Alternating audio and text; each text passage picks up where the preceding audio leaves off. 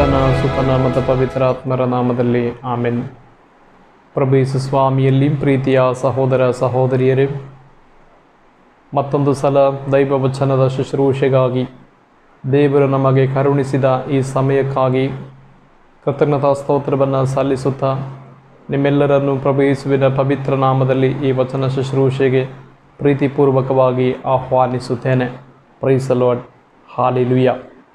ಬನ್ನಿ, ಯೇಸು ಸ್ವಾಮಿಯ ಪವಿತ್ರ ನಾಮದ ಶಕ್ತಿ ನಮ್ಮನ್ನು ಆವರಿಸಿಕೊಳ್ಳುವಂತೆ, ಪ್ರಾರ್ಥನಾ ಪೂರ್ವಕವಾಗಿ ಈ ವಚನ ಶುಶ್ರೂಷೆಯಲ್ಲಿ ಪಾಲ್ಗೊಳ್ಳುವಂತೆ, ದೈವ ಅಭಿಷೇಕವನ್ನು ಪಡೆದುಕೊಳ್ಳುವಂತೆ ದೇವರು ನಮಗೆ ಸಹಾಯ ಮಾಡಲೆಂದು ಕಣ್ಣುಗಳನ್ನು ಮುಚ್ಚಿ ಶಿರವನ್ನು ಭಾಗಿಸಿ ಪ್ರಾರ್ಥಿಸೋಣ. ಸೀನಾಯಿ ಬೆಟ್ಟದಲ್ಲಿ ಇಳಿದು ಬಂದವರೇ,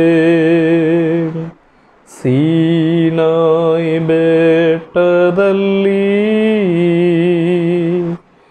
ಇಳಿದು ಬಂದವರೇ, ಆತ್ಮದಾಹವ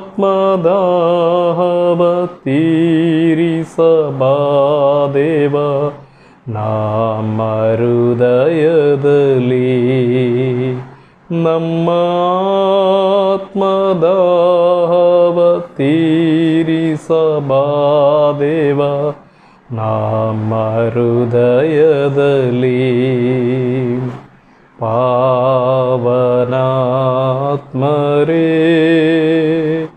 ಪ್ರಿಯ ಪಾವನಾತ್ಮರೇ, ಇಳಿದು ಬಾ ದೇವ, ಬೇಗ ಬಾ ದೇವ ನಮ್ಮ ಮಧ್ಯದಲ್ಲಿ, ಇಳಿದು ಬಾ ದೇವ, ಬೇಗ ಬಾ ದೇವ ನಮ್ಮ ಮಧ್ಯದಲ್ಲಿ. ಸರ್ವಶಕ್ತರು ಪ್ರೀತಿ ಸ್ವರೂಪರಾದಂತಹ ಸ್ವಾಮಿ ಯೇಸುವೆ, ಈ ದಿವ್ಯ ಸಮಯಕ್ಕಾಗಿ ನಿಮಗೆ ಕೃತಜ್ಞತಾ ಸ್ತೋತ್ರವನ್ನು ಸಲ್ಲಿಸುತ್ತೇನೆ. ಸ್ವಾಮಿ ಯೇಸುವೆ, ವಚನ ಶುಶ್ರೂಷೆಯಲ್ಲಿ ಪಾಲ್ಗೊಳ್ಳುವಂಥ ಎಲ್ಲ ಸಹೋದರ ಸಹೋದರಿಯರನ್ನವರ ಕುಟುಂಬಗಳನ್ನು ಹೇರಳವಾಗಿ ಆಶೀರ್ವಾದಿಸಿರಿ. ದೇವರೇ, ಪ್ರಾರ್ಥನಾ ಪೂರ್ವಕವಾಗಿ ತಮ್ಮ ಭಿನ್ನಹಗಳನ್ನು ಸಮರ್ಪಿಸಿಕೊಂಡು ಈ ವಚನ ಶುಶ್ರೂಷೆಯಲ್ಲಿ ಪಾಲ್ಗೊಳ್ಳುವ ಎಲ್ಲ ಕುಟುಂಬಗಳ ಮೇಲೆ ಪವಿತ್ರಾತ್ಮರ ಕೃಪೆ ಇಳಿದು ಬರಲಿ ಎಂದು ಪ್ರಾರ್ಥಿಸುತ್ತೇನೆ. ದೇವರೇ, ನಿಮ್ಮ ವಾಕ್ಯದ ಶಕ್ತಿಯು ಬಲವಾಗಿ ನಮ್ಮನ್ನು ಆವರಿಸಿಕೊಳ್ಳಲಿ. ಲೋಕವನ್ನು, ಶರೀರವನ್ನು, ಪಿಶಾಚಿಯನ್ನು ಸಂಪೂರ್ಣವಾಗಿ ಗೆಲ್ಲಲು, ಆತ್ಮಾಭಿಷೇಕವನ್ನು ಪಡೆದುಕೊಳ್ಳಲು ಪವಿತ್ರಾತ್ಮರ ನಮಗೆ ಈ ವಚನ ಶುಶ್ರೂಷೆಯಲ್ಲಿ ನೆರವು ನೀಡುವುದಕ್ಕಾಗಿ ಸ್ತುತಿಯಾಗಲಿ. ಸ್ತುತಿಯು, ಗಾನವು, ಮಹಿಮೆಯು ನಿಮಗೆ ಸಲ್ಲಲಿ. ಯೇಸು ಕ್ರಿಸ್ತರ ನಾಮದಲ್ಲಿ ಪ್ರಾರ್ಥಿಸುತ್ತೇವೆ ಸ್ವರ್ಗೀಯ ತಂದೆಯೇ, ಆಮೇನ್. Praise the lord. ಪ್ರೀತಿಯ ಸಹೋದರ ಸಹೋದರಿಯರೇ, ಈ ದಿನ ಧ್ಯಾನಕ್ಕಾಗಿ ದೇವರು ನಮಗೆ ಕರುಣಿಸಿದಂಥ ವಚನ ಭಾಗ ಮತ್ತಾಯನು ಬರೆದ ಸುವಾರ್ತೆ 12ನೇ ಅಧ್ಯಾಯ 29 ಮತ್ತು 30ನೇ ವಾಕ್ಯ. ಒಬ್ಬ ಬಲಿಷ್ಠನ ಮನೆಯನ್ನು ನುಗ್ಗಿ ಅವನನ್ನು ಕಟ್ಟಿಹಾಕದೆ ಅವನ ಸೊತ್ತನ್ನು ಸೂರೆ ಮಾಡಲಾದೀತೆ. ಮೊದಲು ಅವನನ್ನು ಕಟ್ಟಬೇಕು, ಬಳಿಕ ಅವನ ಮನೆಯನ್ನು ಕೊಳ್ಳೆ ಹೊಡೆಯಬೇಕು. ನನ್ನ ಪರವಾಗಿ ಇಲ್ಲದವನು ನನ್ನ ವಿರೋಧಿಯೇ ಸರಿ, ನನ್ನೊಡನೆ ಶೇಖರಿಸದವನು ಚದರಿಸುತ್ತಾನೆ. ಪ್ರಭು ಕ್ರಿಸ್ತರ ಶುಭ ಸಂದೇಶವಿದು. ಕ್ರಿಸ್ತರೇ ನಿಮಗೆ ಸ್ತುತಿಯಾಗಲಿ. ಪ್ರಭು ಯೇಸು ಕ್ರಿಸ್ತರಲ್ಲಿ ಪ್ರೀತಿಯ ಸಹೋದರ ಸಹೋದರಿಯರೇ, ಬಹಳ ಪ್ರಮುಖವಾದಂತಹ ವಚನವನ್ನು ಪ್ರಭು ಯೇಸು ನಮಗೆ ಈ ದಿನ ಕರುಣಿಸಿದ್ದಾರೆ. ಅದಾಗಿ ದೈವ ವಚನವು ನಮಗೆ ಕಲಿಸುತ್ತದೆ, ಒಂದು ಬಲಿಷ್ಠನನ್ನು ಸೂರೆ ಮಾಡಬೇಕಾದಲ್ಲಿ ಆತನನ್ನು ದೈಹಿಕವಾಗಿ ಮಾನಸಿಕವಾಗಿ ಅಥವಾ ಆತನ ಕೆಲಸ ಕಾರ್ಯಗಳಿಗೆ ಅಡ್ಡಿ ಆತಂಕವನ್ನು ಉಂಟು ಮಾಡುವುದಕ್ಕೂ, ಆತನ ಮನೆಯನ್ನು ಕೊಳ್ಳೆ ಹೊಡೆಯುವುದಕ್ಕೂ ನಾವು ಆಲೋಚನೆ ಮಾಡುವುದಾದರೆ, ಮೊದಲನೇದಾಗಿ ಅವನ ಬಲಾಬಲಗಳನ್ನು ಪರಿಶೀಲನೆ ಮಾಡಿ ಅವನ ಬಲವನ್ನು ಪೂರ್ಣವಾಗಿ ಮುರಿದ ನಂತರ ಆ ವ್ಯಕ್ತಿಯನ್ನು ನಿಷ್ಕ್ರಿಯ ಮಾಡುವುದರ ಮುಖಾಂತರ ನಮ್ಮ ಉದ್ದೇಶವನ್ನು ಪೂರ್ಣ ಮಾಡಿಕೊಳ್ಳಬಹುದು. ಅಂತೆಯೇ ಕ್ರೈಸ್ತ ವಿಶ್ವಾಸಿಯ ದೇವರ ಮಕ್ಕಳ ಅಭಿಷೇಕವನ್ನು ಕುಂದಿಸುವುದರ ಮುಖಾಂತರವಾಗಿ ಬಲಹೀನರನ್ನಾಗಿ ಪಿಶಾಚಿಯು ಮಾಡುವಂಥದ್ದು. ಬಲಹೀನರಾದ ಅವಸ್ಥೆಯಲ್ಲಾಗಿದೆ ಮನುಷ್ಯನ ಶರೀರ, ಮನಸ್ಸು ಮತ್ತು ಮನುಷ್ಯನ ಆತ್ಮಿಕವಾದ ವಿಷಯಗಳಲ್ಲಿಯೂ ಹಾಗೂ ಹಣಕಾಸಿನ ಎಲ್ಲ ಅವಶ್ಯಕತೆಗಳ ಮೇಲೆಯೂ ಪಿಶಾಚಿಯು ದಾಳಿ ಮಾಡುತ್ತದೆ. ಅದಕ್ಕೆ ಕಾರಣ ಮನುಷ್ಯನು ಆತ್ಮಿಕವಾಗಿ ಬಲವನ್ನು ಕಳೆದುಕೊಂಡ ನಂತರವೇ ಪಿಶಾಚಿಯು ತನ್ನ ಆಡಳಿತವನ್ನು ಓರ್ವ ವ್ಯಕ್ತಿಯ ಮೇಲೆ ಸ್ಥಾಪನೆ ಮಾಡುತ್ತದೆ. ಹಾಗಾಗಿ ಬಹಳ ಮುಖ್ಯವಾಗಿ ಬಲಿಷ್ಠನ ಮನೆಯನ್ನು ಸೂರೆ ಮಾಡಬೇಕಾದಲ್ಲಿ ಆತನನ್ನು ಕಟ್ಟಿದ ನಂತರವೇ, ಆತನನ್ನು ಬಲಹೀನ ಮಾಡಿದ ನಂತರವೇ ಆತನ ಮನೆಯನ್ನು ಪ್ರವೇಶ ಮಾಡುವುದಕ್ಕೂ ಆತನನ್ನು ಸೋಲಿಸುವುದಕ್ಕೂ ಸಾಧ್ಯವಾಗುವಂಥದ್ದು. ಪ್ರಿಯ ಸಹೋದರ ಸಹೋದರಿಯರು, ಇಲ್ಲಿ ಬಲಿಷ್ಠನು ಎನ್ನುವ ಮಾತಿನ ಅರ್ಥ ಬಹಳ ಮುಖ್ಯವಾಗಿ ದೈವ ಆಶ್ರಯದಲ್ಲಿ ಇರುವಂಥ ವ್ಯಕ್ತಿ. 91ನೇ ಕೀರ್ತನೆ 1ನೆಯ ವಾಕ್ಯದಲ್ಲಿ ನಾವು ಓದುವಂತೆ, ಪರಾತ್ಪರ ಪ್ರಭುವಿನ ಮೊರೆಯನ್ನು ಹೊಕ್ಕಿರುವವನು ಸರ್ವಶಕ್ತನ ಆಶ್ರಯದಲ್ಲಿ ಸುರಕ್ಷಿತನೆಂಬುದಾಗಿ ದೈವ ವಚನ ನಮಗೆ ಕಲಿಸುತ್ತದೆ.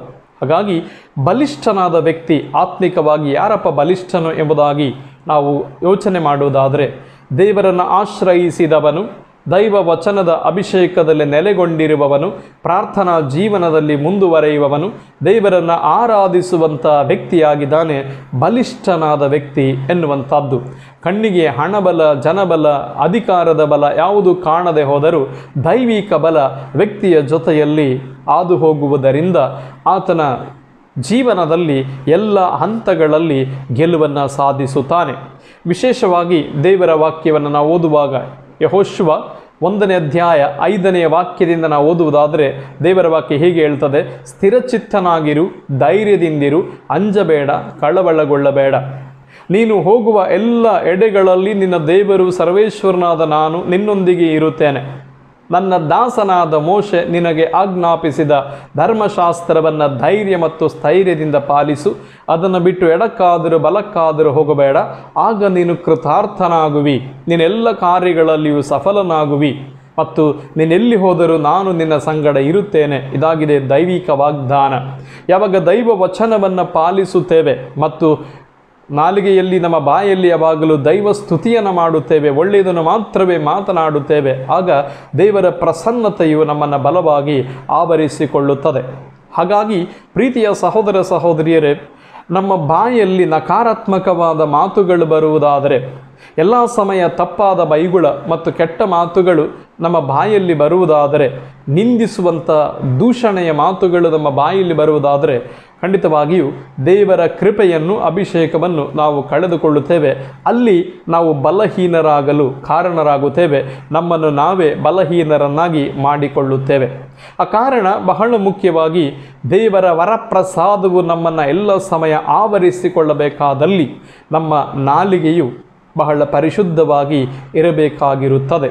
ಒಳ್ಳೆಯ ಮಾತುಗಳನ್ನು ಮಾತ್ರವೇ ಮಾತನಾಡುವ, ಸಕಾರಾತ್ಮಕವಾದ ಮಾತುಗಳನ್ನು ಮಾತ್ರವೇ ನುಡಿಯುವ ಮತ್ತು ಒಳ್ಳೆಯದಾಗಿ ವ್ಯಕ್ತಿಗಳನ್ನು ಅಭಿನಂದಿಸುವ ಮತ್ತು ದೈವ ವಚನವನ್ನು ಓದುವ ಹಾಗೂ ದೇವರನ್ನು ಎಲ್ಲ ಸಮಯ ಆರಾಧಿಸುವಂತಹ ಒಂದು ವ್ಯಕ್ತಿ ನಾವಾಗಿದ್ದರೆ ನಮ್ಮ ಬಾಯಿ ಶುದ್ಧವಾಗಿರುತ್ತೆ, ನಮ್ಮ ನಾಲಿಗೆ ಪವಿತ್ರವಾಗಿರುತ್ತೆ. ಆಗ ದೇವರ ಕರುಣೆಯು, ಕೃಪೆಯು ನಮ್ಮನ್ನು ಆವರಿಸಿಕೊಳ್ಳುತ್ತದೆ. ಇಲ್ಲದಿದ್ದ ಪಕ್ಷದಲ್ಲಿ ನಮ್ಮ ಬಲವನ್ನು, ದೈವಿಕ ಬಲವನ್ನು ನಾವೇ ಕಳೆದುಕೊಳ್ಳುತ್ತೇವೆ. ಪರದೂಷಣೆಯ ಮುಖಾಂತರ, ಕೆಟ್ಟ ಮಾತುಗಳ ಮುಖಾಂತರ, ಕೆಟ್ಟ ಜೋಕುಗಳನ್ನು ಉಪಯೋಗಿಸುವ ಮುಖಾಂತರ ಮತ್ತು ಲೌಕಿಕವಾದ ಮಾತುಗಳನ್ನು, ಕೆಲಸಕ್ಕೆ ಬಾರದ ಮಾತುಗಳನ್ನು ಮಾತನಾಡುವುದರ ಮುಖಾಂತರವಾಗಿ ದೈವ ಕೃಪೆಯನ್ನು ನಮ್ಮ ಬದುಕಿನಲ್ಲಿ ನಾವೇ ಕಳೆದುಕೊಳ್ಳುತ್ತೇವೆ.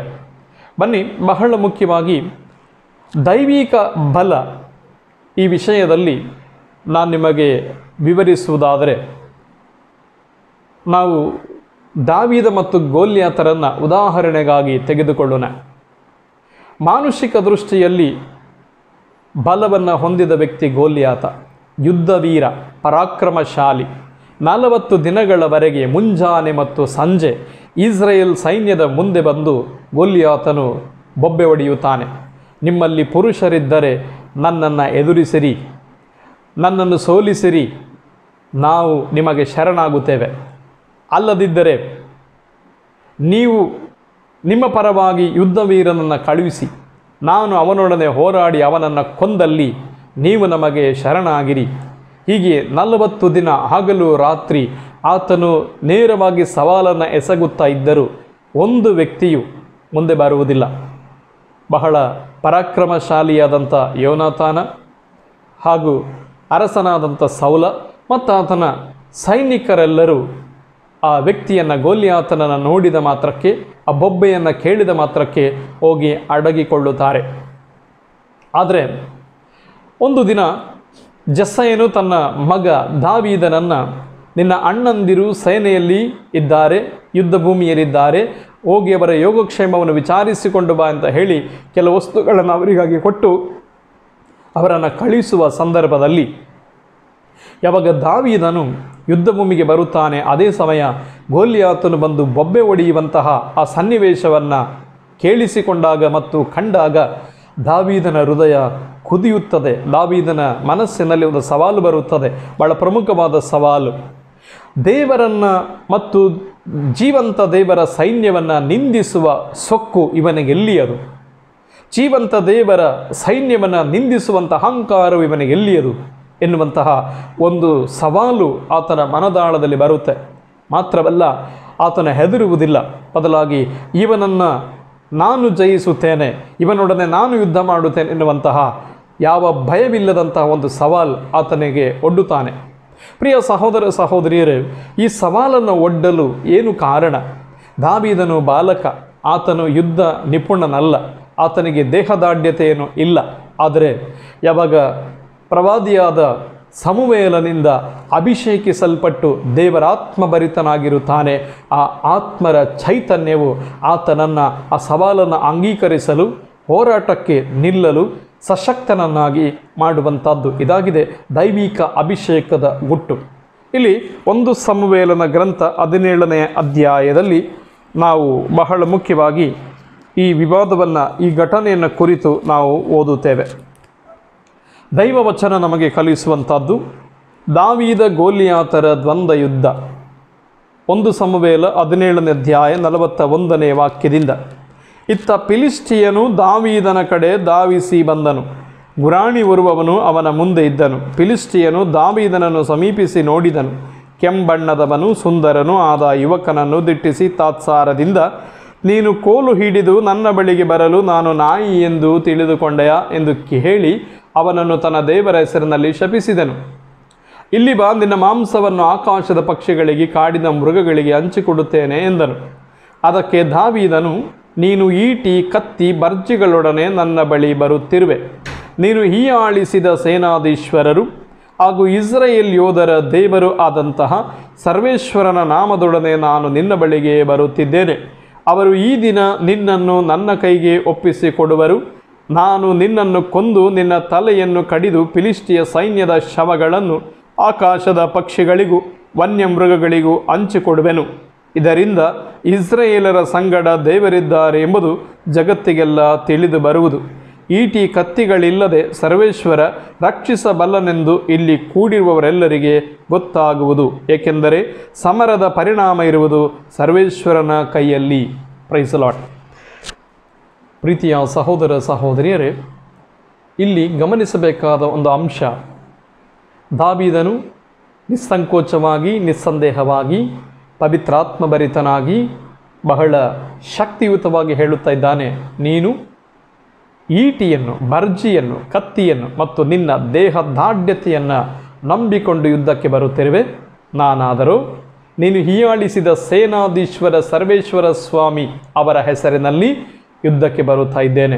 ಹಾಗಾಗಿ ಇವತ್ತು ದೇವರ ಕೈಯಲ್ಲಿ ಯುದ್ಧವು ಇರುವುದರಿಂದ ಈಟಿ, ಕತ್ತಿ, ಗುರಾಣಿ ಇಲ್ಲದೆ ಜಯಿಸುವಂಥ ಶಕ್ತಿಯನ್ನು ದೇವರು ನನಗೆ ಕರುಣಿಸುವರು. ನಾನು ನಿನ್ನನ್ನು ಕೊಂದು ಇಸ್ರೇಲ್ ಜನರ ನಡುವೆ ದೇವರಿದ್ದಾರೆ ಎನ್ನುವ ಸತ್ಯವನ್ನು ಪ್ರಕಟಿಸುತ್ತೇನೆ ಎಂಬುದಾಗಿ ಆತನು ವಿಶ್ವಾಸದಲ್ಲಿ ಹೇಳುತ್ತಾನೆ. ಪ್ರಿಯರೇ, ಇದಕ್ಕೆ ನಾವು ಹೇಳುತ್ತೇವೆ ದೈವ ಅಭಿಷೇಕ. ಈ ದೈವ ಅಭಿಷೇಕ ನಮ್ಮ ಜೊತೆಯಲ್ಲಿ ಖಂಡಿತವಾಗಿಯೂ ಸದಾ ಇರುತ್ತದೆ. ಯಾವಾಗ ದೇವರನ್ನು ಪ್ರೀತಿಸಿ, ದೇವರನ್ನು ಆರಾಧಿಸಿ, ದೇವರ ವಾಕ್ಯವನ್ನು ಉಚ್ಚರಿಸಿ ಒಳ್ಳೆಯದನ್ನು ಮಾತ್ರವೇ ಮಾತನಾಡುತ್ತೇವೆ, ದೇವರನ್ನು ಆರಾಧಿಸುತ್ತೇವೆ ಮತ್ತು ಸಾಧ್ಯವಾದಷ್ಟು ಉತ್ತಮವಾದ ರೀತಿಯಲ್ಲಿ ನಡೆದುಕೊಳ್ಳುತ್ತೇವೆ, ಉತ್ತಮವಾದನ್ನು ಮಾತ್ರವೇ ಮಾತನಾಡುತ್ತೇವೆ, ಆ ಸಂದರ್ಭದಲ್ಲಿ ಆಗಿದೆ ದೇವರ ಕೃಪೆ ನಮ್ಮ ಜೀವನದಲ್ಲಿ ಉಂಟಾಗುವಂಥದ್ದು, ದೇವರ ಅಭಿಷೇಕ ನಮ್ಮ ಜೊತೆಯಲ್ಲಿ ಚಲಿಸುವಂಥದ್ದು. ಪ್ರೀತಿಯ ಸಹೋದರ ಸಹೋದರಿಯರೇ, ಭಾಳ ಮುಖ್ಯವಾಗಿ ದೇವರ ವಾಕ್ಯ ಕಲಿಸುತ್ತದೆ, ದೇವರ ಮಕ್ಕಳು ಅಥವಾ ವಿಶ್ವಾಸಿಗಳ ಶಕ್ತಿ ಇರುವುದು ನಾಲಿಗೆಯಲ್ಲಿ. ಶತ್ರುವನ್ನು ಜಯಿಸುವಂತಹ ಮತ್ತು ಶತ್ರು ಕೋಟೆಯನ್ನು ಬೀಳಿಸುವಂತಹ, ಪಿಶಾಚಿ ಶಕ್ತಿಗಳನ್ನು ಛಿದ್ರಗೊಳಿಸುವಂತಹ ಅಭಿಷೇಕ ಇರುವುದು ಮನುಷ್ಯರ ನಾಲಿಗೆಯಲ್ಲಿ, ದೇವರ ಮಕ್ಕಳ ನಾಲಿಗೆಯಲ್ಲಿ. ಆ ಕಾರಣ ನಾಲಿಗೆ ಬಹಳ ಗಂಭೀರವಾದಂತಹ ಅಸ್ತ್ರ. ಬನ್ನಿ, ದೈವವಚನ ಹೀಗೆ ಕಲಿಸುತ್ತದೆ. ಜ್ಞಾನೋಕ್ತಿಗಳ ಪುಸ್ತಕ 18ನೇ ಅಧ್ಯಾಯದ 21ನೇ ವಚನ. ಜನನ ಮರಣಗಳ ಶಕ್ತಿ ನಾಲಿಗೆಗಿದೆ, ವಚನ ಪ್ರಿಯರು ಇದನ್ನು ಅನುಭವಿಸುವರು. ಜನನ ಮತ್ತು ಮರಣಗಳ ಶಕ್ತಿ ನಾಲಿಗೆಗಿದೆ, ಇದರ ರುಚಿಯನ್ನು, ಇದರ ಫಲವನ್ನು ವಿಶ್ವಾಸಿಗಳು ಅನುಭವಿಸುವರೆಂಬುದಾಗಿ ದೈವವಚನ ನಮಗೆ ಕಲಿಸುವಂಥದ್ದು. ಯಾವಾಗ ವಿಶ್ವಾಸದಿಂದ ದೇವರನ್ನು ಆರಾಧಿಸುವ ದೇವರ ಮಕ್ಕಳು, ಒಳ್ಳೆಯದನ್ನು ಮಾತ್ರವೇ ನುಡಿಯುವಂಥ ದೇವರ ಮಕ್ಕಳು, ಸಕಾರಾತ್ಮಕವಾದ ಮಾತುಗಳನ್ನು ಮಾತ್ರವೇ ನುಡಿಯುವಂಥ ದೇವರ ಮಕ್ಕಳು, ದೇವರ ಮೇಲೆ ಭರವಸೆ ಇಟ್ಟು ಒಂದು ಮಾತನ್ನು ಹೇಳುವುದಾದರೆ ಅದು ಖಂಡಿತವಾಗಿಯೂ ನೆರವೇರುತ್ತದೆ.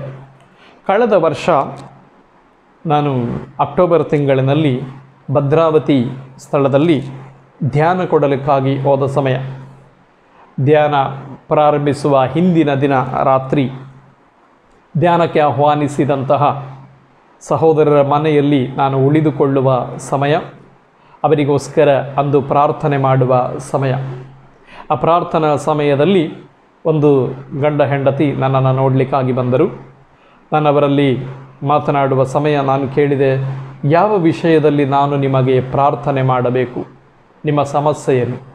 ದಂಪತಿಗಳು ನನ್ನಲ್ಲಿ ಹೇಳಿದರು, ಮದುವೆಯಾಗಿ ವರ್ಷಗಳು ಕಳೆದವು, ಇನ್ನು ನಮಗೆ ಮಕ್ಕಳ ಸೌಭಾಗ್ಯವಿಲ್ಲ, ಹಾಗಾಗಿ ಬ್ರದರ್ ನಮಗೋಸ್ಕರ ಮಕ್ಕಳ ಸೌಭಾಗ್ಯಕ್ಕೋಸ್ಕರ ನೀವು ಪ್ರಾರ್ಥಿಸಬೇಕು. ಆಯಿತೆಂಬುದಾಗಿ ನಾನು ಆ ಕುಟುಂಬದಲ್ಲಿ ಪ್ರಾರ್ಥಿಸಿದೆ. ದೇವರೇ, ಈ ಕುಟುಂಬ ನಿಮ್ಮ ವಚನವನ್ನು ಈ ಊರಿನಲ್ಲಿ ಸಾರುವುದಕ್ಕೆ, ನಿಮ್ಮ ಪ್ರೀತಿಯನ್ನು ಈ ಗ್ರಾಮದಲ್ಲಿ ಸಾರುವುದಕ್ಕೆ ನನ್ನನ್ನು ಕರೆದಿರುವಂಥದ್ದು. ಹಾಗಾಗಿ ಈ ಕುಟುಂಬದ ಎಲ್ಲ ಕಷ್ಟ ದುಃಖ ಕಣ್ಣೀರು ನಿಮ್ಮ ಕರಗಳಲ್ಲಿ ಸಮರ್ಪಿಸ್ತೇನೆ, ಈ ಮನೆಯನ್ನು ಸಮರ್ಪಿಸಿ ಪ್ರಾರ್ಥಿಸ್ತೇನೆ ಎಂಬುದಾಗಿ ನಾನು ಪ್ರಾರ್ಥಿಸುವಾಗ 2 ಮಾತುಗಳನ್ನು ನಾನು ಉಚ್ಚರಿಸಿದೆ. ಒಂದು, ದೇವರೇ, ಇನ್ನೊಮ್ಮೆ ನಾನು ಭದ್ರಾವತಿಗೆ ಬರುವ ಸಮಯ, ಈ ಮನೆಯಲ್ಲಿ ಮಕ್ಕಳ ಒಂದು ಸ್ವರವನ್ನು ನಾನು ಕೇಳಬೇಕು, ಅಲ್ಲ ಮಕ್ಕಳ ಸೌಭಾಗ್ಯ ನಮಗೆ ಸಿಕ್ಕಿತೆನ್ನುವಂಥ ಸಂದೇಶವನ್ನು ನನಗೆ ಇವರು ಕೊಡಬೇಕು. ಆ ರೀತಿ ನೀವು ಅದ್ಭುತವನ್ನು ಮಾಡುವುದಕ್ಕಾಗಿ ಸ್ತೋತ್ರ, ನೀವು ಆ ಪ್ರಾರ್ಥನೆಯನ್ನು ಆಲಿಸುವುದಕ್ಕಾಗಿ ಸ್ತೋತ್ರ, ಸದುತ್ತರವನ್ನು ಕೊಟ್ಟಿರುವುದಕ್ಕಾಗಿ ಸ್ತೋತ್ರ ಎಂಬುದಾಗಿ ಹೇಳಿ ನಾನವರಿಗೆ ಹೇಳಿದೆ, ಬರುವ ವರ್ಷ ಅಕ್ಟೋಬರ್ ತಿಂಗಳ ಅವಧಿಯಲ್ಲಿ ನಿಮಗೆ ಮಗು ಉಂಟಾಗುತ್ತದೆ, ದೇವರು ನಿಮ್ಮನ್ನು ಆಶೀರ್ವಾದ ಮಾಡುತ್ತಾರೆ ಎಂಬುದಾಗಿ ಹೇಳಿ ಧ್ಯಾನಕೂಟ ಮುಗಿಸಿ ನಾನು ಬಂದುಬಿಟ್ಟೆ. ಇದು ಆಗಸ್ಟ್ ತಿಂಗಳಿನಲ್ಲಿದ್ದೇವೆ. ಈ ತಿಂಗಳ ಪ್ರಾರಂಭದಲ್ಲಿ ನನಗೆ ಭದ್ರಾವತಿಯಿಂದ ಫೋನ್ ಕಾಲ್ ಬಂದಿತು. ಆ ಸಹೋದರಿ ನನಗೆ ಸಂತೋಷವಾಗಿ ಫೋನ್ ಮಾಡಿದರು, ಬ್ರದರ್, ದೇವರು ನಮ್ಮ ಪ್ರಾರ್ಥನೆಯನ್ನು ಕೇಳಿದರು, ಬರುವ ವರ್ಷ ಅಕ್ಟೋಬರ್ ತಿಂಗಳಷ್ಟೊತ್ತಿಗೆ ನಿಮ್ಮ ಮನೆಯಲ್ಲಿ ಮಗುವಿನ ಒಂದು ಆಶೀರ್ವಾದ ಉಂಟಾಗುತ್ತದೆ ಎಂಬುದಾಗಿ ನೀವು ಹೇಳಿದ್ರಿ. ಹಾಗೆ ಈಗ ನಾನು ಗರ್ಭಿಣಿಯಾಗಿದ್ದೇನೆ, ದೇವರು ನನಗೆ ಮಗುವಿನ ಆ ಸೌಭಾಗ್ಯವನ್ನು ಕರುಣಿಸಿದ್ದಾರೆ. ದೇವರಿಗೆ ಧನ್ಯವಾದವನ್ನು ಹೇಳುವುದಕ್ಕೋಸ್ಕರ, ನಾನು ನಿಮಗೆ ಕೃತಜ್ಞತೆಯನ್ನು ಹೇಳುವುದಕ್ಕೋಸ್ಕರ ಫೋನ್ ಮಾಡುತ್ತಾ ಇದ್ದೇನೆ. ತುಂಬ ಹೃದಯದಿಂದ ನಾನು ಅವರನ್ನು ಮಾತನಾಡಿಸಿ ಅವರಿಗೊಂದು ಸಾಂತ್ವನವನ್ನು ಹೇಳಿ ಅವರಿಗಾಗಿ ಪ್ರಾರ್ಥನೆ ಮಾಡಿದೆ. Praise the lord. ಪ್ರಿಯರೇ, ಇದಾಗಿದೆ ದೈವ ಶುಶ್ರೂಷೆಯನ್ನು ಮಾಡುವಾಗ, ದೈವ ವಚನವನ್ನು ಪಠಿಸುವಾಗ ಹಾಗೂ ಒಳ್ಳೆಯ ಮಾತುಗಳನ್ನು ಸಾಧ್ಯವಾದಷ್ಟು ಮಾತನಾಡುವ ಸಮಯ ದೇವರು ನಮ್ಮ ನಾಲಿಗೆಯನ್ನು ಅಭಿಷೇಕ ಮಾಡುತ್ತಾರೆ. ಎರಡನೇದಾಗಿ, ಯಾವಾಗಲೂ ನಕಾರಾತ್ಮಕವಾದ ಮಾತುಗಳನ್ನು ಮಾತನಾಡುವಂಥದ್ದು, ಬೇಸರದ ಮಾತುಗಳನ್ನು ಮಾತನಾಡುವಂಥದ್ದು ಮತ್ತು ತಮಗೆ ತಾವೇ ಶಾಪ ಹಾಕಿಕೊಳ್ಳುವಂಥದ್ದು ಮತ್ತು ಸಂಕಷ್ಟಗಳು ಯಾವಾಗಲೂ ಇದ್ದದ್ದೇ, ಕಣ್ಣೀರು ಯಾವಾಗಲೂ ಇದ್ದದ್ದು ಎಂಬುದಾಗಿ ಒಂದು ರೀತಿಯ ಅಸಮಾಧಾನಕರವಾದ ಮಾತುಗಳನ್ನು ಆಡುವಂಥದ್ದು ಅದಾಗಿದೆ. ನಕಾರಾತ್ಮಕವಾದ ಮಾತುಗಳನ್ನು ಆಡುವಾಗಲೂ ಅವುಗಳು ಕೂಡ ನಮ್ಮ ಜೀವನದಲ್ಲಿ ಸತ್ಯವಾಗಿ ಪರಿಣಮಿಸಿ ಬಿಡುತ್ತವೆ. ಒಂದಿನ ವಿಧವೆಯಾದಂಥ ಒಂದು ಸಹೋದರಿ, ಆ ಸಹೋದರಿಗೆ 2 ಮಕ್ಕಳು, ಹಿರಿಯ ಮಗಳು ಹಾಸ್ಟೆಲ್ನಲ್ಲಿ ಓದುವಂಥದ್ದು. ಒಂದಿನ ರಜೆಗೋಸ್ಕರ ಹಿರಿಯ ಮಗಳು ಮನೆಗೆ ಬಂದ ಸಮಯ, ಕೆಲಸ ಕಾರ್ಯಗಳ ಮಧ್ಯದಲ್ಲಿ ತಾಯಿ ನಿರತರಾಗಿರುವಾಗ ಈ ಹಿರಿಯ ಮಗಳು ಸ್ವಲ್ಪ ಕಿರಿಕಿರಿಯನ್ನು ಉಂಟು ಮಾಡುವಾಗ ತಾಯಿ ಆ ಕಿರಿಕಿರಿಯನ್ನು ಸಹಿಸಿಕೊಳ್ಳಲಿಕ್ಕೆ ಸಾಧ್ಯವಾಗದೆ ಬಾಯಿ ತಪ್ಪಿ ಆಕೆಯನ್ನು ಬೈದರು. ನೀನು ಯಾತಕ್ಕೋಸ್ಕರ ಈ ರೀತಿ ಆಡುತ್ತಾ ಇರುವೆ, ಈ ರೀತಿ ಗಲಭೆ ಉಂಟು ಮಾಡುತ್ತಿರುವೆ, ನನಗೆ ಅಸಮಾಧಾನವನ್ನು ಉಂಟು ಮಾಡುತ್ತಿರುವೆ, ನೀನು ಹೋಗಿ ಮಣ್ಣು ತಿನ್ನು ಎಂಬುದಾಗಿ ಆಕೆ ಹೇಳಿಬಿಟ್ಟರು. ದಿನವು ಕಳೆಯಿತು, ದಿನಗಳು ಹುರುಳಿದವು. ನಂತರ ರಜೆ ಮುಗಿಸಿ ಆಕೆ ಹಾಸ್ಟೆಲ್ಗೆ ಹೋಗುವ ಸಮಯ. ಆಕೆ ಒಂದಿನ ಹಾಸ್ಟೆಲ್ನ ಮೆಟ್ಟಲಿನಿಂದ ಕೆಳಗಡೆ ಇಳಿಯುವಾಗ ಕಾಲು ಜಾರಿ ಬಿದ್ದು ಬಿಟ್ಟಳು. ತಲೆಗೆ ಬಲವಾದ ಏಟು ಬಿತ್ತು. ಕೂಡಲೇ ಆಸ್ಪತ್ರೆಗೆ ದಾಖಲಾಗಿ ಕೋಮಾ ಸ್ಟೇಜಲ್ಲಿ ಹೋಗಿ ಹುಡುಗಿ ತೀರಿಕೊಂಡಳು. ಮಣ್ಣೆಲ್ಲ ಆಯಿತು. ಅಂತ್ಯ ಸಂಸ್ಕಾರ ಎಲ್ಲ ಮುಗಿದು ಕೆಲವು ದಿನಗಳಾಗುವಾಗ ಹುಡುಗಿ ತಾಯಿಯ ಕನಸಿನಲ್ಲಿ ಬಂದು ಹೇಳುತ್ತಾಳೆ, ಅಮ್ಮ ನೋಡು, ನಾನು ಮಣ್ಣು ತಿನ್ನುತ್ತಾ ಇದ್ದೇನೆ ಎಂಬುದಾಗಿ. ತಾಯಿ ಬಹಳ ದಿನಗಳವರೆಗೆ ಆ ಮಾತುಗಳನ್ನು ಹೇಳಿಕೊಂಡು ದುಃಖಪಡುತ್ತಾರೆ. ನಾನು ಬಾಯಿ ತಪ್ಪಿಗಾಗಲಿ ಅಂತೇಳಿ ಹೇಳಿದ್ದಲ್ಲ, ಬದಲಿಗೆ ಕೋಪ ಬರುವಾಗ ನಕಾರಾತ್ಮಕವಾಗಿ ಒಂದು ಮಾತನ್ನು ಹೇಳಿದ್ದರಿಂದ ಅದು ಹಾಗೆಯೇ ಸಂಭವಿಸಿಬಿಟ್ಟಿತು. ಪ್ರಿಯರೇ, ಇದಾಗಿದೆ ನಕಾರಾತ್ಮಕವಾಗಿ ಆಡುವ ಮಾತುಗಳು ಹಾಗೂ ದೈವ ಕೃಪೆಯ ನಿಮಿತ್ತವಾಗಿಯೂ ಅಭಿಷೇಕದ ನಿಮಿತ್ತವಾಗಿಯೂ ನಾವು ಉಪಯೋಗಿಸುವಂತಹ ಆಶೀರ್ವಾದ ತುಂಬಿದ ವಾಕ್ಯಗಳು ಎರಡೂ ಕೂಡ ನಮ್ಮ ಜೀವನದಲ್ಲಿ ನಡೆಯುತ್ತವೆ. ಇದನ್ನು ಯಾವಾಗಲೂ ನಮ್ಮ ಗಮನದಲ್ಲಿ ನಾವು ಇಟ್ಟುಕೊಳ್ಳುವಂಥದ್ದು. ಬನ್ನಿ, ಬಹಳ ಮುಖ್ಯವಾಗಿ ಪೈಶಾಚಿಕ ಶಕ್ತಿ ಹಲವಾರು ವಿಧಗಳಲ್ಲಿ ನಮ್ಮ ಅಭಿಷೇಕವನ್ನು ಕುಂಠಿತಗೊಳಿಸುವುದಕ್ಕೂ ನಮ್ಮ ಅಭಿಷೇಕವನ್ನು ಕಡಿಮೆ ಮಾಡುವುದಕ್ಕೂ ನಾವು ಸಂಪೂರ್ಣವಾಗಿ ಅಭಿಷೇಕದಲ್ಲಿ 0ಯ ಮಟ್ಟಕ್ಕೆ ಇಳಿಯುವಂತೆ ಅನೇಕ ಪ್ರಚೋದನೆಗಳನ್ನು ಪೈಶಾಚಿಕ ಶಕ್ತಿ ನಮ್ಮ ಜೀವನದಲ್ಲಿ ಹೊತ್ತು ತರುತ್ತದೆ. ಅದಕ್ಕೆ ಬಹಳ ಮುಖ್ಯವಾದ ಕಾರಣ ನಮ್ಮ ನಾಲಿಗೆಯಲ್ಲಿ ನಾವು ಬಳಸುವಂತಹ ಮಾತುಗಳು ಆಗಿರುತ್ತವೆ. ಹಾಗಾಗಿ ದೈವ ವಚನ ಬಹಳ ಮುಖ್ಯವಾಗಿ ನಮಗೆ ಕಲಿಸುವಂಥದ್ದು. ಸ್ವಯಂ ಯೇಸು ಕ್ರಿಸ್ತರೇ ನಮಗೆ ಕಲಿಸುತ್ತಾರೆ. ಮತ್ತಾಯನ ಬರೆದ ಸುವಾರ್ತೆ 12ನೇ ಅಧ್ಯಾಯ 36ನೇ ವಾಕ್ಯವನ್ನು ನಾವು ಓದುವಾಗ, ಮನುಷ್ಯರಾಡುವ ಪ್ರತಿಯೊಂದು ಜೊಳ್ಳು ಮಾತಿಗೂ ತೀರ್ಪಿನ ದಿನ ಲೆಕ್ಕ ಕೊಡಬೇಕಾಗುವುದು ಎಂದು ನಿಮಗೆ ನೆನಪಿರಲಿ. ಹಾಗಾಗಿ ಮತ್ತು ಯಾಕೋಬರು ಸಹ ನಾಲಿಗೆಯನ್ನು ಕುರಿತು ದೊಡ್ಡ ಒಂದು ಪ್ರಬೋಧನೆಯನ್ನೇ ಯಾಕೋಬರು ನಮಗೆ ನೀಡುತ್ತಾರೆ. ಯಾಕೋಬರು ಬರೆದ ಪತ್ರದಲ್ಲಿ 3ನೇ ಅಧ್ಯಾಯ 5ನೇ ವಚನದಿಂದ ನಾವು ಓದುವುದಾದರೆ, ನಾಲಿಗೆಯೂ ಹಾಗೆಯೇ, ಅದು ಶರೀರದ ಸಣ್ಣ ಅಂಗವಾಗಿದ್ದರೂ ಬಡಾಯಿ ಕೊಚ್ಚಿಕೊಳ್ಳುವುದು ಬಹಳ. ಒಂದು ಸಣ್ಣ ಕಿಡಿಯು ದೊಡ್ಡ ಕಾಡನ್ನೇ ಸುಡಬಲ್ಲದು. ನಾಲಿಗೆಯು ಆ ಬೆಂಕಿಯ ಕಿಡಿಯಂತೆ, ಅದು ಅಧರ್ಮಲೋಕದ ಪ್ರತೀಕ. ಅಂಗಾಂಗಗಳ ನಡುವೆ ಇದ್ದು ಇಡೀ ಶರೀರವನ್ನು ಮಲಿನಗೊಳಿಸುತ್ತದೆ.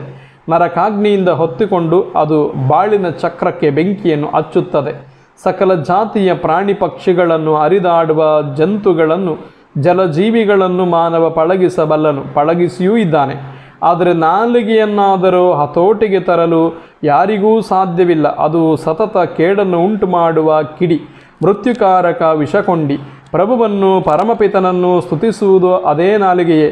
ದೇವ ಸ್ವರೂಪದಲ್ಲಿ ಸೃಷ್ಟಿಸಲಾದ ಮಾನವನನ್ನು ಶಪಿಸುವುದು ಅದೇ ನಾಲಿಗೆಯೇ. Price the lord. ಹೀಗೆ ನಾಲಿಗೆಯನ್ನು ವಿವೇಚನೆ ಇಲ್ಲದೆ ಅದು ಹರಿದು ಹೋದಂತೆಲ್ಲ ಅದನ್ನು ಬಿಟ್ಟುಕೊಡುವಾಗ ನಮಗೆ ಅರಿವಿಲ್ಲದ ಹಾಗೆ ನಾವು ದೇವರ ಕೃಪಾವರವನ್ನು, ಅಭಿಷೇಕವನ್ನು ಕಳೆದುಕೊಳ್ಳುತ್ತೇವೆ. ಬಹಳ ಮುಖ್ಯವಾಗಿ ದೊಡ್ಡ ದೊಡ್ಡ ಪ್ರವಾದಿಗಳಿಗೂ ಇದು ಸಂಭವಿಸಿದಂತಹ ಒಂದು ಅವಸ್ಥೆ. ಪ್ರವಾದಿಗಳ ಒಂದು ಚರಿತ್ರೆಯನ್ನು ನಾವು ಕಾಣುವಾಗ, ಉದಾಹರಣೆ, ದೊಡ್ಡ ಪ್ರವಾದಿಗಳಲ್ಲಿ ದೊಡ್ಡ ಪ್ರವಾದಿಯಾಗಿದ್ದಾರೆ ಯೆರೆಮೀಯ ಪ್ರವಾದಿ.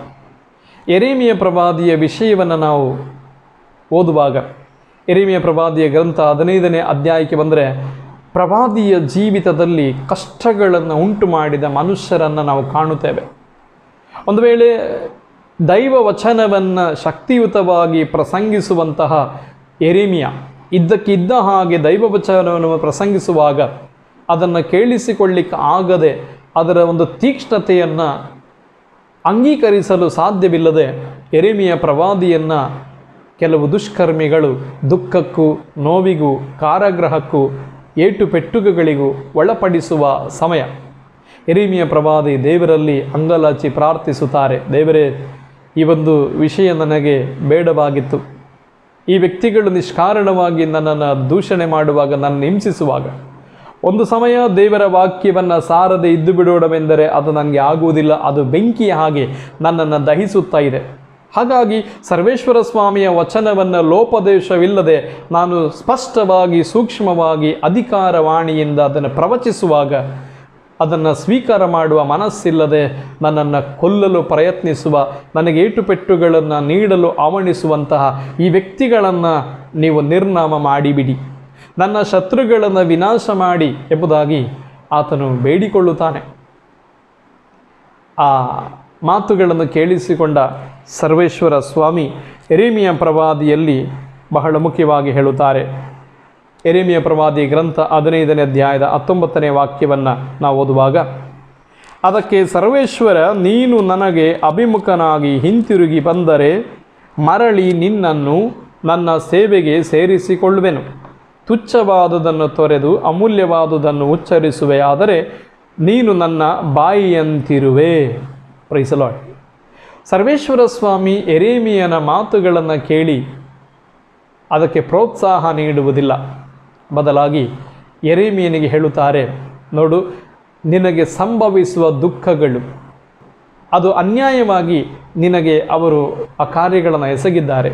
ಖಂಡಿತವಾಗಿಯೂ ಅದು ಅನ್ಯಾಯ. ಆದರೂ ನೀನು ನನ್ನ ಪ್ರವಾದಿಯಾಗಿ, ನನ್ನ ಪ್ರತಿನಿಧಿಯಾಗಿ ಇರತಕ್ಕಂಥ ಸಂದರ್ಭದಲ್ಲಿ ನೀನು ಅವರನ್ನು ನಿಂದಿಸದೆ, ಅವರಿಗೆ ಶಾಪ ಹಾಕದೆ, ಅವರಿಗೆ ಕೇಡು ಸಂಭವಿಸಲಿ ಎಂದು ಪ್ರಾರ್ಥಿಸಿದೆ ಅಲ್ಲ, ಅದು ನನಗೆ ಸರಿ ಕಾಣಲಿಲ್ಲ. ಆ ಕಾರಣ ಇದೇ ರೀತಿ ಮುಂದುವರಿಯುವುದಾದಲ್ಲಿ ನಾನು ನಿನ್ನನ್ನು ತಿರಸ್ಕರಿಸುತ್ತೇನೆ. ಅದಾಗಿದೆ ಆ ಮಾತಿನ ಅರ್ಥ.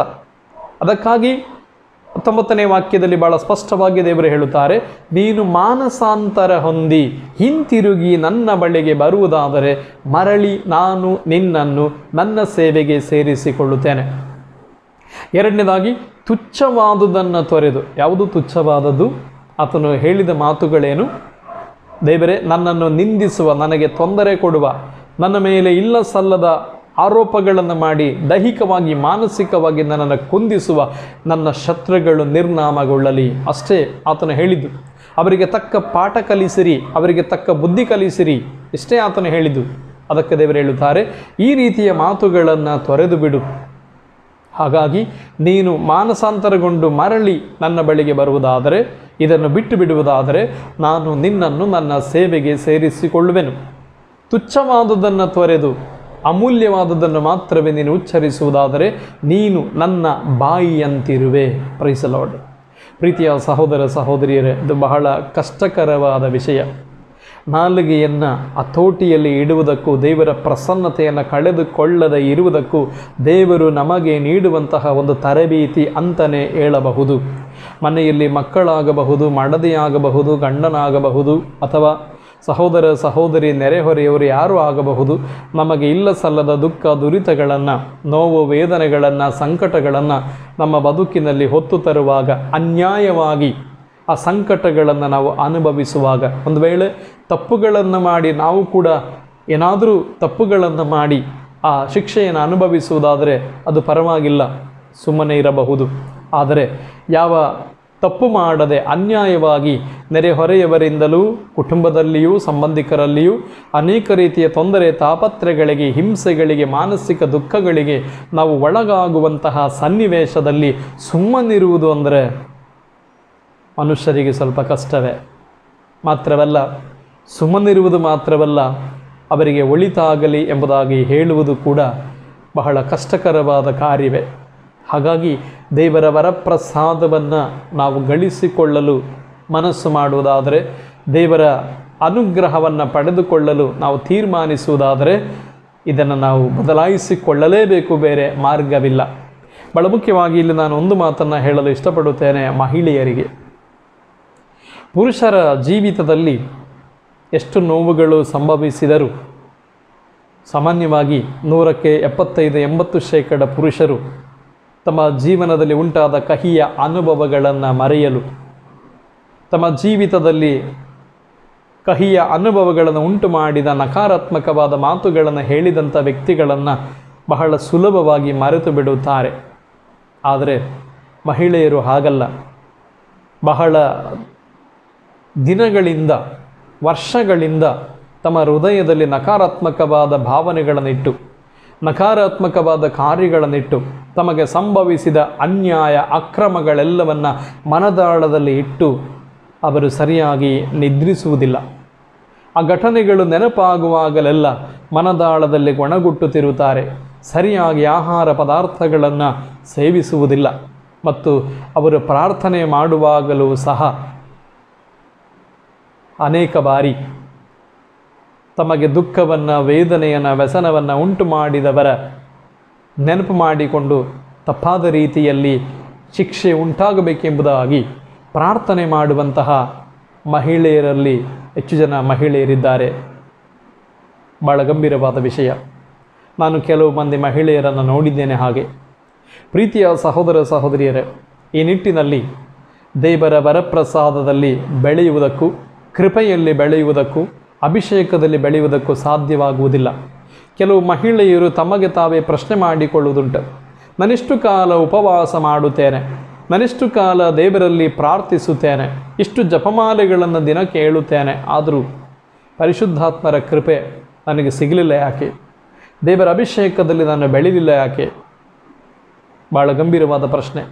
ಇದಕ್ಕೆ ಉತ್ತರವಾಗಿ ಹೇಳುವುದಾದರೆ, ಯಾವಾಗ ನಕಾರಾತ್ಮಕವಾದ ಮಾತುಗಳಲ್ಲಿ ಮಾತ್ರವೇ ನೀವಿದ್ದೀರಿ, ನಕಾರಾತ್ಮಕವಾದ ವಿಷಯಗಳಲ್ಲಿ ಮಾತ್ರವೇ ಬೆಳೀತಾ ಇದ್ದೀರಿ, ಮಾತಿಗೆ ಮುಂಚೆ ನಕಾರಾತ್ಮಕವಾದ ಮಾತುಗಳನ್ನು, ಸಿಟ್ಟನ್ನು, ಸಿಡುಕನ್ನು ಪ್ರದರ್ಶನ ಮಾಡ್ತಾ ಇದ್ದೀರಿ, ಇದು ದೇವರಿಗೆ ಸಲ್ಲದ ವಿಚಾರ, ದೇವರ ಕೃಪೆಯನ್ನು ಕಳೆದುಕೊಳ್ಳುವಂಥ ವಿಚಾರ, ದೇವರ ಆಶೀರ್ವಾದದಲ್ಲಿ ಬೆಳೆಯಲು ಸಾಧ್ಯವಾಗದೇ ಇರತಕ್ಕಂಥ ವಿಚಾರ. ಆದ ಕಾರಣ ಪ್ರಿಯ ಸಹೋದರ ಸಹೋದರಿಯರೇ, ಈ ಭಾವನೆಗಳಲ್ಲಿ ಅಡಗಿರುವಂತಹ ವ್ಯಕ್ತಿಗಳಿಗೆ ದೈವ ಸಹಾಯವು ಪರಿಚಯವಾಗುವುದಿಲ್ಲ. ದೇವರ ಸಹಾಯವು ಪರಿಚಯವಾಗುವುದಿಲ್ಲ. ಪ್ರಿಯರೇ, ದೇವರ ಸಹಾಯವು ನಮ್ಮ ಜೀವನದಲ್ಲಿ ಬರುವುದು ಹೇಗೆ? ಇತ್ತೀಚಿನ ದಿನಗಳಲ್ಲಿ ವಾಟ್ಸಪ್ನಲ್ಲಿ ಯಾರೋ ಒಂದು ಸಂದೇಶವನ್ನು ಕಳಿಸಿದರು. ಸಹೋದರಿ ಒಬ್ಬಳು ಮಾತ್ರವೇ ದುಡಿಯಬೇಕು, 4 ಮಂದಿ ಮನೆಯಲ್ಲಿ ಊಟ ಮಾಡಬೇಕು, ಮನೆಯಲ್ಲಿ ಪುರುಷರು ಯಾರು ದುಡಿಯುವವರಿಲ್ಲ, ಹಾಗಾಗಿ ವಾಸ ಮಾಡುವುದು ಬಾಡಿಗೆ ಮನೆ, ಬರೀ ಸಿಂಗಲ್ ಬೆಡ್ರೂಮ್ ಹೌಸ್ನಲ್ಲಿ ಅವರು ಜೀವಿಸುವಾಗ ಇಂಥ ಒಂದು ಕಷ್ಟದ ಪರಿಸ್ಥಿತಿ, ಕರೋನಾ ಪರಿಸ್ಥಿತಿಯಲ್ಲಿ ಅವರು ಜೀವಿಸಿ ಮುಂದೆ ಹೋಗ್ತಕ್ಕಂಥ ಅವಸ್ಥೆಯಲ್ಲಿ ಬಾಡಿಗೆ ಓನರ್ ಬಂದು ಹೇಳುತ್ತಾರೆ, ಮನೆಯ ಓನರ್ ಈ ಮನೆ ಖಾಲಿ ಮಾಡಬೇಕು. ಎರಡನೇದಾಗಿ ಮನೆಯಲ್ಲಿ ನೋಡುವಾಗ ಆಹಾರ ಪದಾರ್ಥಗಳು ಇಲ್ಲ, ಭಾಳ ಕಷ್ಟದ ಪರಿಸ್ಥಿತಿ. ಆದರೆ ಆ ಸಹೋದರಿ ಒಂದು ದುಃಖದ ಪರಿಸ್ಥಿತಿಯಲ್ಲಿರುವಾಗ ಮನೆಯಲ್ಲಿರುವ 4 ಮಕ್ಕಳು ಅಮ್ಮನ ಮುಖವನ್ನು ಹಿಡಿದು ಹೇಳುತ್ತಾರೆ, ಅಮ್ಮ ನೀನು ದುಃಖ ಪಡುವುದು ಬೇಡ, ನಿರಾಶೆ ಪಡುವುದು ಬೇಡ, ಬಾ ನಾವು ಪ್ರಾರ್ಥಿಸೋಣ. ಅವರು 5 ಮಂದಿ ಕುಳಿತು ದೇವರಲ್ಲಿ ಪ್ರಾರ್ಥಿಸುವಾಗ ಮಾರನೆಯ ದಿನ ಒಂದು ಸಹೋದರ ಮನೆಗೆ ಬೇಕಾದ ಎಲ್ಲ ವಸ್ತುಗಳನ್ನು, ಆಹಾರ ಸಾಮಗ್ರಿಗಳನ್ನು ತಂದು ಕೊಡುತ್ತಾರೆ. ಎರಡನೇದಾಗಿ ಮನೆ ಖಾಲಿ ಮಾಡುವಂಥ ಅವರು ಹೇಳುವಾಗ ಆಯಿತು ಎಂಬುದಾಗಿ ಸಹೋದರಿ ಹೇಳಿದರು. ಆದರೆ ಬಾಡಿಗೆ ಮನೆಗೆ ಬೇಕಾದ ಮುಂಗಡವಾಗಿರುವಂಥ ಡಿಪಾಸಿಟ್ ಹಣವನ್ನು ಕೊಡುವುದು ಹೇಗೆ? ಎಲ್ಲಿ ಮನೆ ಹುಡುಕುವುದು? ಭಾಳ ದುಃಖಕರವಾದ ಪರಿಸ್ಥಿತಿ. ಅಲ್ಲಿಯೂ ಕೂಡ ಆ ಮನೆಯ ಮಕ್ಕಳು ಹೇಳುತ್ತಾರೆ, ಅಮ್ಮ ದೇವರು ನಮ್ಮೊಡನಿದ್ದಾರೆ, ನೀನು ಭಯಪಡಬೇಡ, ನಾವು ಪ್ರಾರ್ಥಿಸೋಣ. ಆ ಕುಟುಂಬದ 4 ಮಕ್ಕಳು ಮತ್ತು ತಾಯಿ ಸೇರಿ ಪ್ರಾರ್ಥನೆ ಮಾಡುವಂಥ ಸಂದರ್ಭದಲ್ಲಿ ದೇವಾಲಯದ ಒಂದು ವಿಶ್ವಾಸಿ, ದೇವಾಲಯದಲ್ಲಿ ಪ್ರಾರ್ಥನೆಗೂ ಬಲಿಪೂಜೆಗೂ ಬರುವಂತಹ ವಿಶ್ವಾಸಿಯೊಬ್ಬರು ಆ ಸಹೋದರಿಯನ್ನು ಭೇಟಿ ಮಾಡಿ ಅವರು ಕೇಳುವುದಕ್ಕೆ ಮುಂಚೆ ಮನೆಗೆ ಎಷ್ಟು ಬೇಕೋ ಅಷ್ಟು ಅಡ್ವಾನ್ಸನ್ನು ಕೈಯಲ್ಲಿ ಕೊಟ್ಟು ಇನ್ನೂ ಮನೆಗೆ ಬೇಕಾದಂಥ ಸಾಮಗ್ರಿಗಳನ್ನು ಕೊಟ್ಟು ಸಹಾಯ ಮಾಡುತ್ತಾರೆ. ಇದರಿಂದಾಗಿ ದೇವರು ನಮ್ಮ ತಂದೆ, ನಮ್ಮನ್ನು ಸಾಕುವವರು, ನಮ್ಮನ್ನು ಸಲಹುವವರು ಎನ್ನುವಂಥ ವಿಚಾರ ಭಾಳ ಸ್ಪಷ್ಟವಾಗಿ ಮನದಟ್ಟಾಗುತ್ತದೆ.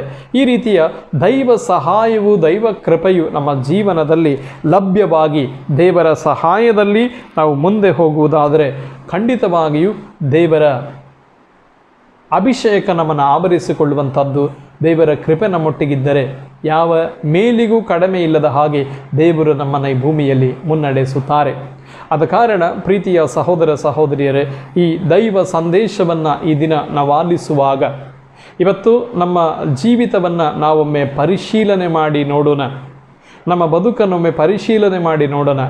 ನಮ್ಮ ಹೃದಯದ ಅಂತರಾಳದಲ್ಲಿ ತುಂಬ ನಕಾರಾತ್ಮಕವಾದ ಭಾವನೆಗಳು ಇರಬಹುದು, ತುಂಬ ನೋವಿನ ವಿಚಾರಗಳು ಇರಬಹುದು. ನಮ್ಮನ್ನು ನೋಯಿಸಿದಂತಹ, ನಮ್ಮನ್ನು ಪ್ರೀತಿಸದೆ, ದುಃಖವನ್ನು ನಮಗೆ ನೀಡಿದಂತಹ ಮನುಷ್ಯರು ಧಾರಾಳವಾಗಿ ಇರಬಹುದು. ಏನು ಮಾಡುತ್ತಾ ಇದ್ದೇವೆ ಅವೆಲ್ಲ ನಮ್ಮ ಜೀವಿತದಲ್ಲಿ ನೆನಪಾಗುವಾಗ ನಾವು ವ್ಯಕ್ತಿಗಳನ್ನು ದೂಷಣೆ ಮಾಡುವ, ವ್ಯಕ್ತಿಗಳನ್ನು ತಿರಸ್ಕರಿಸುವ, ಮನದ ಆಳದಲ್ಲಿಯೇ ವ್ಯಕ್ತಿಗಳನ್ನು ಶಪಿಸುವುದರಲ್ಲಿ ಎರಡು ಕಾರ್ಯಗಳಿವೆ. ಒಂದು ನಾಲಿಗೆಯಲ್ಲಿ ನೇರವಾಗಿ ಶಪಿಸುವುದು, ಎರಡನೇದಾಗಿ ಮನದ ಆಳದಲ್ಲಿ ಶಪಿಸುವುದು. ಎರಡೂ ಒಂದೇ. ವ್ಯಕ್ತಿಯನ್ನು ನೇರವಾಗಿ ಶಪಿಸಿದರು, ಮನದಾಳದಲ್ಲಿ ಶಪಿಸಿದರು, ಎರಡೂ ಒಂದೇ.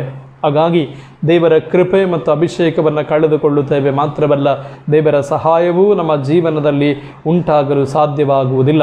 ದೇವರು ನಮ್ಮ ಪರವಾಗಿ ಕಾರ್ಯ ಮಾಡಲು ಸಾಧ್ಯವಾಗುವುದಿಲ್ಲ.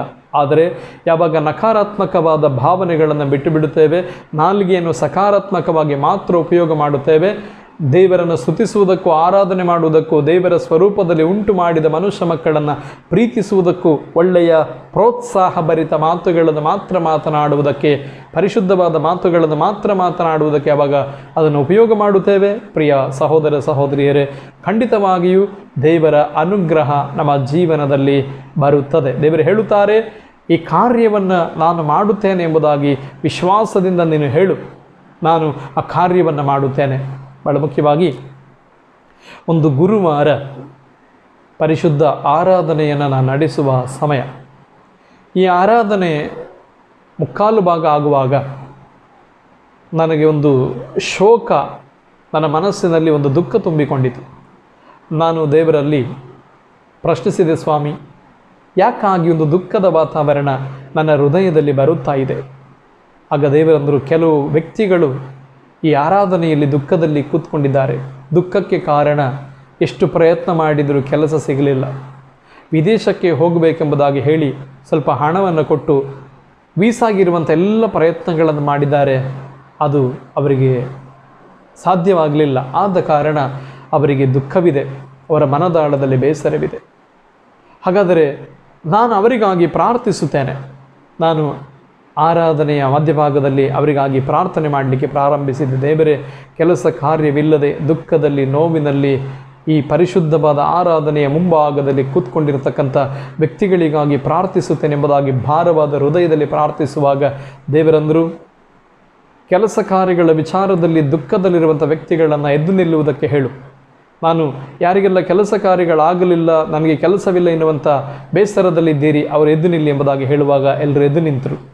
ನಾನು ಅವರಿಗಾಗಿ ಪ್ರಾರ್ಥಿಸುವಾಗ ದೇವರಂದರು, ಈ ಆರಾಧನೆ ಮುಗಿಯುವ ಸಂದರ್ಭದಲ್ಲಿ ನಾಳೆ ಬೆಳಿಗ್ಗೆ ಆಗುವಷ್ಟರಲ್ಲಿ ನಿಮಗೆ ಹೊರದೇಶದಿಂದ ಸುದ್ದಿ ಬರುತ್ತೆ, ನಿಮ್ಮ ವೀಸಾ ಆಗಿದೆ ಎಂಬುದಾಗಿ ದೇವರು ನಿಮ್ಮನ್ನು ಅನುಗ್ರಹಿಸಿದ್ದಾರೆ ಎಂಬುದಾಗಿ ಹೇಳಿಬಿಡು. ನಾನು ವಿಶ್ವಾಸದಿಂದಲೂ ಧೈರ್ಯದಿಂದಲೂ ಈ ಸಂದೇಶವನ್ನು ಪ್ರಕಟಿಸಿದೆ. ಮಾರನೇ ದಿನ ಶುಕ್ರವಾರ ಮಧ್ಯಾಹ್ನ ನಾನು ನನ್ನ ಒಂದು ಸ್ನೇಹಿತರನ್ನು ಕಾಣುವುದಕ್ಕೆ ಒಂದು ಹೋಟೆಲ್ನಲ್ಲಿ ಪ್ರವೇಶ ಮಾಡ್ತಾ ಇದ್ದೇನೆ.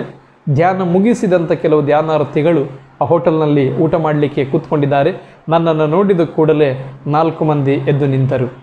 ಓಡಿ ಬಂದು ನನ್ನ ಹೆಗಲ ಮೇಲೆ ಕೈ ಹಾಕಿ ಒಂದು ಸಹೋದರ ಹೇಳಿದ, ಬ್ರದರ್, ರಾತ್ರಿ ಆರಾಧನೆಯಲ್ಲಿ ನೀವು ಹೇಳಿದಿರಿ, ಕೆಲಸ ಕಾರ್ಯಗಳಿಗಿರುವ ಅಡಚಣೆಯನ್ನು ದೇವರು ನೀಗಿಸಿದ್ದಾರೆ, ಹೊರದೇಶದಿಂದ ನಿನಗೆ ವೀಸಾ ಬರುತ್ತದೆ ಎಂಬುದಾಗಿ.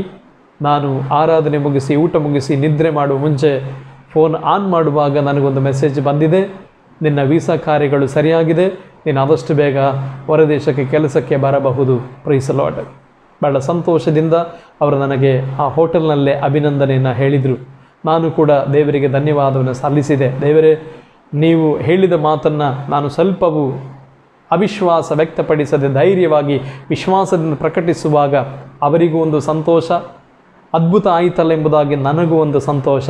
ಇದಾಗಿದೆ ದೇವರು ನಮ್ಮ ಜೀವಿತದಲ್ಲಿ ನಡೆಸುವಂತಹ ಕಾರ್ಯಗಳು. ಪ್ರೀತಿಯ ಸಹೋದರ ಸಹೋದರಿಯರೇ, ಹಾಗಾಗಿ ನಮ್ಮ ಪ್ರಾರ್ಥನೆಯನ್ನು ಕೇಳಲಿಕ್ಕಾಗದಿರುವಂಥ ರೀತಿಯಲ್ಲಿ ದೇವರ ಕಿವಿಗಳಿಗೆ ಕಿವಿಡು ಸಂಭವಿಸಲಿಲ್ಲ.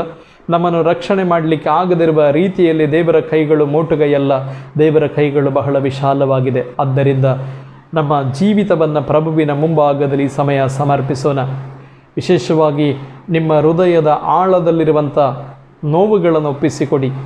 ನಿಮಗೆ ದುಃಖ ಕೊಟ್ಟ, ನೋವು ಕೊಟ್ಟ, ಸಮಸ್ಯೆಗಳನ್ನು ಒಡ್ಡಿದ, ಬಹಳ ದಿನಗಳಿಂದ ಇಂಥವರಿಂದ ನನಗೆ ಹೀಗಾಯಿತು, ಇಂಥ ವ್ಯಕ್ತಿಗಳಿಂದ ನನ್ನ ಜೀವನದಲ್ಲಿ ಹೀಗೆ ಸಂಭವಿಸಿತು ಎಂಬುದಾಗಿ ತುಂಬ ಸಲ ನೀವು ಹೇಳಿಕೊಂಡ ವ್ಯಕ್ತಿಗಳ ನೆನಪಾಗುವಾಗಲೆಲ್ಲ ನಕಾರಾತ್ಮಕವಾಗಿ ಅವರ ಬಗ್ಗೆ ಹೇಳಿದ ಮಾತುಗಳು, ಅವರ ಬಗ್ಗೆ ಹೇಳಿದ ಬೇಸರ ಮಾತುಗಳು ಅವರನ್ನು ಹಿಂಸಿಸಿದ ಹೀಯಾಳಿಸಿದಂಥ ಎಲ್ಲ ಮಾತುಗಳನ್ನು ನೆನಪು ಮಾಡಿಕೊಳ್ಳಿ.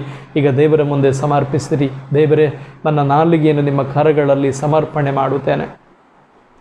ದೈವ ಮಕ್ಕಳ ಅಭಿಷೇಕವನ್ನು ಕಳೆದುಕೊಳ್ಳುವ, ನಕಾರಾತ್ಮಕವಾದ ಮಾತುಗಳನ್ನು ಹೇಳಿ ಕೃಪೆಯನ್ನು ಕಳೆದುಕೊಳ್ಳುವಂತಹ ಅವಸ್ಥೆಗಳಿಂದ ನಮ್ಮನ್ನು ಬಿಡುಗಡೆಗೊಳಿಸಿರಿ. ಈಗ ನಮ್ಮ ನಾಲಿಗೆಯನ್ನು ಪೂರ್ಣವಾಗಿ ನಿಮ್ಮ ಪರಿಶುದ್ಧವಾದ ಕರಗಳಲ್ಲಿ ಒಪ್ಪಿಸಿಕೊಡುತ್ತೇವೆ.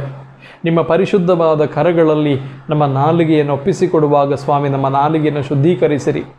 ನಮ್ಮ ಆತ್ಮ, ಶರೀರ, ಮನಸ್ಸನ್ನು ಪಾವನಗೊಳಿಸಿರಿ.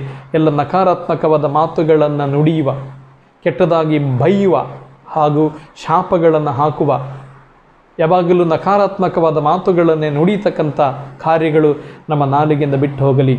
ಪರಿಶುದ್ಧಾತ್ಮರೇ, ನಮ್ಮ ನಾಲಿಗೆಯನ್ನು ಪವಿತ್ರೀಕರಿಸಿರಿ ಎಂದು ಪ್ರಾರ್ಥಿಸೋಣ. ಸರ್ವಶಕ್ತರಾದ ಪ್ರಭುದೇವರೇ, ನಿಮ್ಮ ಪರಿಶುದ್ಧವಾದ ಕರಗಳಲ್ಲಿ ನಮ್ಮ ನಾಲಿಗೆಯನ್ನು ಸಮರ್ಪಿಸ್ತೇವೆ.